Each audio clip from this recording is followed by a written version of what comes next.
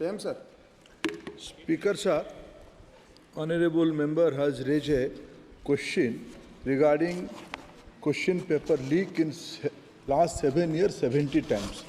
Sir, with full responsibility, I would like to submit in front of House through you, sir. There is no evidence of paper leak in last 7 years in any numbers. So there are incidents. Already this case, right now, Speaker, sir, this case is going in front of Honorable Supreme Court. All the things has come out.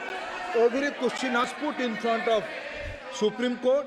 Honorable CJI is personally presiding over that bench, and with full responsibility, I can say, in last, after NTA, more than 240 examination has been conducted, more than 5 crore students has been applied, and more than 4.5 crore students successfully participated in the examination. These are the all fact and records. Supplementary. Sir, in light of the severe breach in the examination process and the significant impact of over 24 lakh students, does the minister accept? Sir, it's obvious to the whole country. It's obvious to the whole country that there is a very serious problem in our examination system. This is not just a question of NEET, it is in all the major examinations. Now, the minister has blamed everybody except himself. Right? I don't even think he understands the fundamentals of what is going on here. आप प्रश्न क्या है आपका? आ रहा हूं sir. Sir ये मैं question को सेटअप कर रहा हूं। इसलिए प्रश्न पूछ रहे हैं। The issue is that there are millions of students in this country who are extremely concerned at what is going on and who are convinced that the Indian examination system is a fraud. That is what is at stake here. Millions of people believe that if you are rich and if you have money, you can buy the Indian examination system. And by the way, and this is the same feeling that the people in the opposition have. And that is why we are asking some very simple questions to Honorable Minister. Number one, as this is a systemic issue, what exactly are you doing to fix this issue at a systemic level? Yes. That's the first question. Okay. Question में चल रहा है अभी। Please. अब मैं मंत्री जी मैं एक बार बोल दूं इस बात पे। चलो मंत्री जी आप शॉर्ट में जवाब दो, फिर मैं बोल ही देता हूं आज। आप शॉर्ट में जवाब देना। अध्यक्ष महोदय, मेरे जो शिक्षा है, मेरे जो संस्कार है, मेरे जो सामाजिक जीवन है, मेरे को मेरे राज्य की, मेरे सूबे की जनता की स्वीकृति मिली है। मैं किसी की, मेरे बौद्धिक और मेरे संस्कार की सर्टिफिकेट मेरे को सारी सदन में किसी से नहीं चाहिए। देश की प्रजातंत्र में चुन के मेरे नेता प्रधानमंत्री मोदी जी को प्रधानमंत्री की भूमिका दिया है। मैं उनकी निर्णय से यहाँ उत्तर दे रहा हूँ सदन को।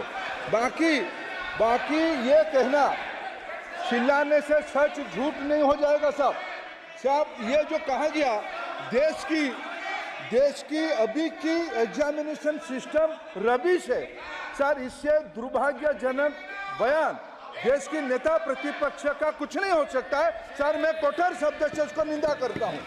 बाकी रहा, मैं सर आपके सामने, आपके माध्यम से देश के सामने सर एक तथ्य रखता हूं सर। जिन्होंने रिमोट से सरकारें चलाई है, 2010 में 3 बिल आया था सर शिक्षा सुधार के लिए।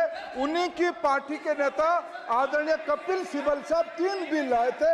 उसमें से एक बिल था एजुकेशन, उसमें एक बिल था prohibition of unfair practice bill 2010, जिसकी उद्देश्य एजुकेशन इंस्टीट्यूशन में माल प्रैक्टिस को बंद करना।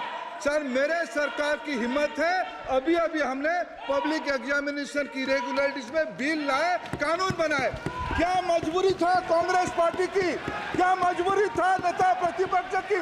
उन्होंने उस बिल को विड्रॉ किया, किसके दबाव में विड्रॉ किए? क्या निजी मेडिकल कॉलेज की दबाव में, उनकी घूसखोरी की दबाव में उन्होंने उस बिल को विड्रॉ किया था? सच सुनने की सामने ही है। ये मैं किसी की विद्वता में प्रश्न नहीं उठाता हूं, लेकिन सच 2010 में शिक्षा सुधार की बिल उन्हीं की सरकार ने लाया था, दबाव में उन्होंने विड्रॉ किया। ये हमको प्रश्न पूछते हैं। एक मिनट प्लीज, मैं सबको मौका दिया, सबको मौका दूंगा। एक मिनट माननीय सदस्य, प्लीज 1 मिनट बैठिए। प्लीज बैठिए, आप पहली बार। हाँ, 1 मिनट। रिकॉर्ड में नहीं जा रहा। कल्याण जी प्लीज, कल्याण जी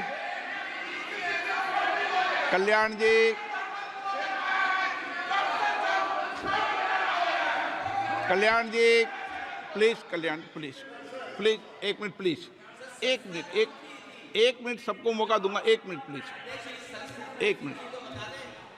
माननीय सदस्यगण, विषय महत्वपूर्ण था, मैंने सबको अलाउ किया, लेकिन एक बार इस सदन के अंदर ये सार्थक चर्चा होनी चाहिए, क्योंकि प्रश्न ये था कि परीक्षाओं के विषय के अंदर, और आप सबको पता है देश में अलग अलग राज्यों के अंदर भी अलग अलग दलों की सरकार रही, और उन अलग दलों की सरकार में आपकी भी सरकार रही, अन्य दलों की सरकार रही। वहाँ भी कई बार प्रश्न लीक हुए, प्रश्न पत्र लीक हुए और परीक्षाओं पर प्रश्न उठे। मेरे सवाल, 1 मिनट मैं बता रहा हूँ जिसको, आप पूरी बात सुनिए मेरी। मेरा कहना ये है कि हम और उन 1 मिनट प्लीज बैठिए, 1 मिनट नीट नहीं, सारी हमारा सवाल ये है कि हम यहाँ इसलिए चिंता के लिए बैठे हैं कि भविष्य में हमारे विद्यार्थियों के भविष्य पर कोई विषय न उठे, इसलिए किस तरीके का मैकेनिज्म डेवलप करें, परीक्षाओं का क्या बेहतर सिस्टम डेवलप करें, इसमें सबके सुझाव आए ताकि भविष्य के अंदर, और उसके लिए जो उत्तम सुझाव हो सकते हैं सरकार भी उस उत्तम सुझावों को मानेगी। 1 मिनट, लेकिन हम अगर सारे परीक्षाओं पर सवाल उठाएंगे तो कई राज्यों में कई दलों की सरकार है जो परीक्षाएं आयोजित करती रहती है। हम सारी परीक्षाओं पर सवाल उठाएंगे तो जो बच्चे उत्तीर्ण होते हैं उनके भविष्य पर और भारत की परीक्षाओं पर, भारत की शिक्षण व्यवस्थाओं पर, पूरे विश्व में एक बहुत गंभीर असर पड़ेगा, जो सदन की चिंता का विषय है। और इसके लिए सभी राज्यों ने अपने अपने यहाँ कानून बनाए, संसद ने भी कानून बनाए। कानून बनाने के अलावा इस विषय के अंदर एजेंसी जांच कर रही है, कोर्ट निगरानी कर रही है। हमारा सवाल ये होना चाहिए कि हम कैसे सकारात्मक रूप से सुझाव देकर इस सिस्टम को और बेहतर कर सकते हैं, ये होना चाहिए। आरोप प्रत्यारोप से सदन नहीं है। आप बेहतर सिस्टम डेवलप करो,